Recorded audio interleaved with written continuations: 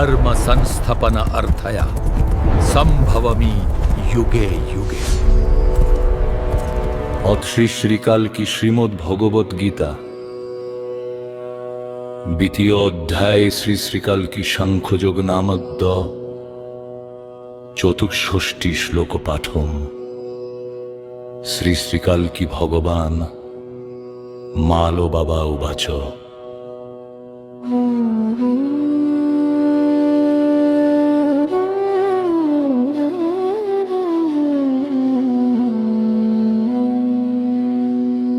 রাগ বেশ বিহীন শোষাবর্ণ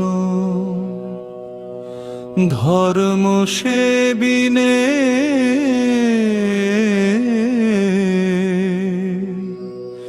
প্রসাদ হি অধিগন্তব্য আত্মবশ্যেন দেহিনা।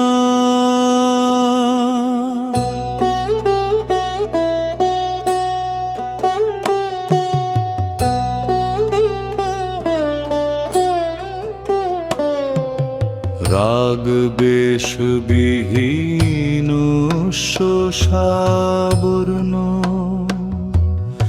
ধর্ম সেবিনে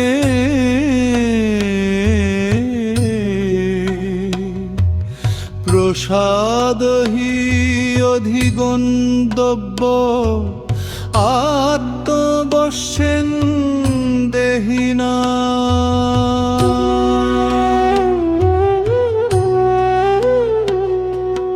রাগ বেশ বিহীন শোষাবর্ণ ধর্ম সেবিনে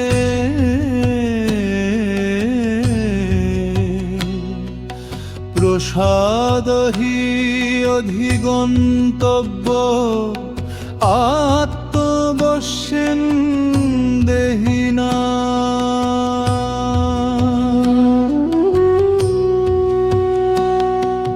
রাগবেশবিহীনস্য সাবর্ণ ধর্ম সেবিনে প্রসাদ হি অধিগন্তব্য আত্মবশ্যেন দেহিনা। রাগবেশবিহীনস্য সাবর্ণ ধর্ম সেবিনে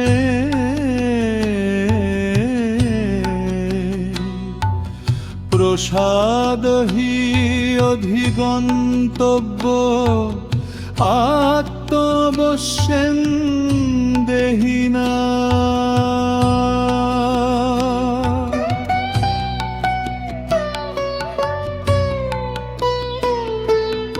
বঙ্গানুবাদ। শ্রী শ্রীকাল কি পরমেশ্বর ভগবান মালো বাবা বললেন, হে তাপস, হে আধ্যাত্মিক পথের পথিক, হে সুমতি নন্দন, যিনি অনুরাগ ও বিদ্বেষের ঊর্ধ্বে উঠে সর্বজনীন সাবর্ণী মনুষ্য ধর্ম রক্ষায় নিজেকে উৎসর্গ করেছেন এবং নিজের মন ও ইন্দ্রিয় সমূহকে সম্পূর্ণ বশে এনেছেন, কেবল তিনি অন্তরের সেই নির্মল ও শাশ্বত শান্তি লাভ করেন যা বর্তমান যুগের আধ্যাত্মিক জাগরণের মূল ভিত্তি।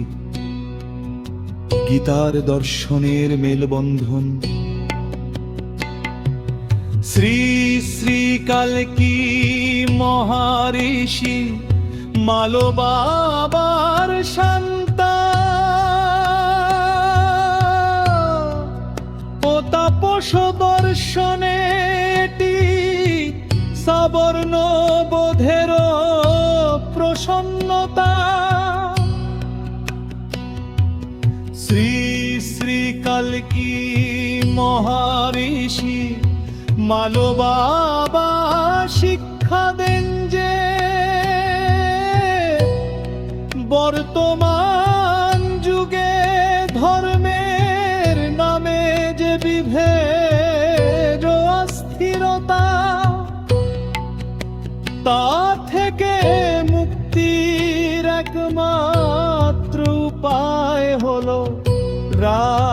রাগদ্বেষ বর্জন করে। সাবর্ণী মনুষ্য ধর্ম পালন করা, যখন সাধক নিজের ইন্দ্রিয়কে জয় করে মানুষের মধ্যে পরমাত্মাকে দেখেন, তখন তার অন্তরে যে প্রসন্নতা প্রসাদ তৈরি হয়, সেটি প্রকৃত আধ্যাত্মিক শক্তি।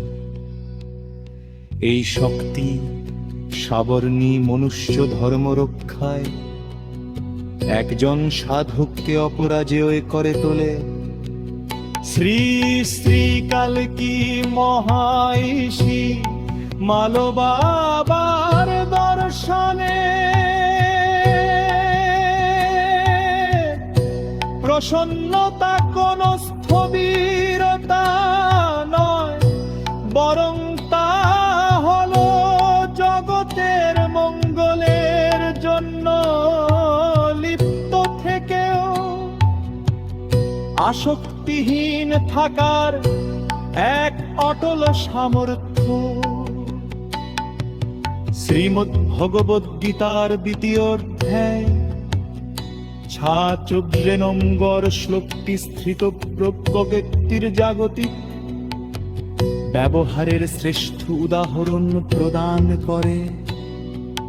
শ্রী শ্রী কালকি মহাইষী মালবাবার দর্শনে এই শ্লোকটি হলো মানবতার আধ্যাত্মিক কৌশল। এটি সাধককে শেখায় যে তুমি কর্ম থেকে পালিয়ে যেও না, বরং কর্মের আসক্তিও দেশ বর্জন করে সরল বোধের সাথে